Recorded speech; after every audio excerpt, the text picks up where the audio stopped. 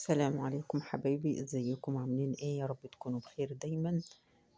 تعالوا بينا نشوف الترند الجديد اللي قالب السوشيال ميديا كلها، ونشوف بنعمل ازاي عجينة الطعمية من غير قلي ومن غير زيت ومن غير الدوشة اللي احنا بنعملها. هنعمل سندوتش تحفة والله، جميل جدا، وانا هقول لكم رأيي فيه في الاخر. جميل قوي قوي قوي قوي. انا معايا عجينة طعمية اهي.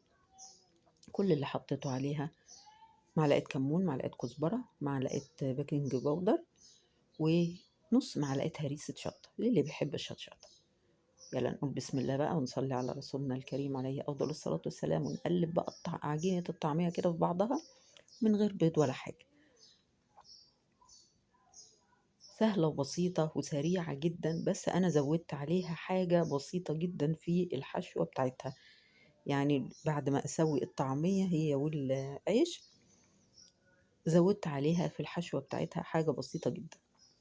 ادي معايا رغيف بلدي اهو، بس هي هتبقى بالعيش الشامي احلى بجد، يعني هتبقى احلى واحلى من كده بكتير. خدته وقسمته اتنين، شلت الوش وخدت الظهر اهو معايا. انا ببتدي ادهن بقى ايه، عجينة الطعمية على ظهر الرغيف دوت. ما تخليش الطبقة سميكة عشان تستوي معاكي مع مستوى عيش يعني قد سوي العيش، يبقى الطعمية بتاعتي استوت، ما تبقاش نية. بفردها فردة حلوة اهيت لغاية ما اغطي العيش كله بعجينة الطعمية كده. وفي الوقت ده بقى بكون حطيت الطاسة بتاعتي على النار. لازم تكون طاسة تيفال. اللي يقولك ممكن تكون في طاسة عادية، لا، هي هتلزق منك. طاسة تيفال تتعمل فيها. حطيتها على النار اهو، معلقة 3 معالق زيت، بس يكون زيت حلو طبعا وريحته حلو. رشيت رشة سمسم بسيطة قوي كده، او ممكن كزبرة تكون مجروشة، مش ناعمة قوي، يعني سواء سمسم او كزبرة هينفعوا الاتنين. وابتدي بقى ايه، اسوي ظهر الرغيف بتاعي دوت. اسوي الطعمية بقى، اسوي الطعمية الاول.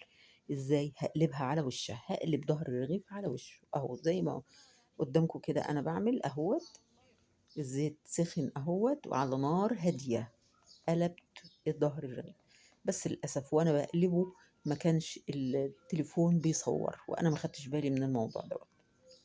اهو بصوا، احمرت الطعمية اهي. طلعت الرغيف وقلبته على الوش التاني طبعا، ومن تحت بقى مقرمش زي الحواوشي بالظبط.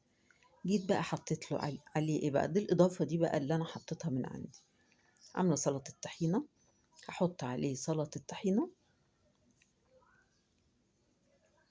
هتدي طعم جميل للطعمية. زي ما بنجيب كده سندوتشات الطعمية من بره الشامي، وبنلاقي عليها سلطة طحينة وسلطة خضراء، وممكن بطاطس، كل حاجة. حطي اللي انت عايزاه. عندي بتنجان مخلل بيتي انا اللي عاملاه طبعا.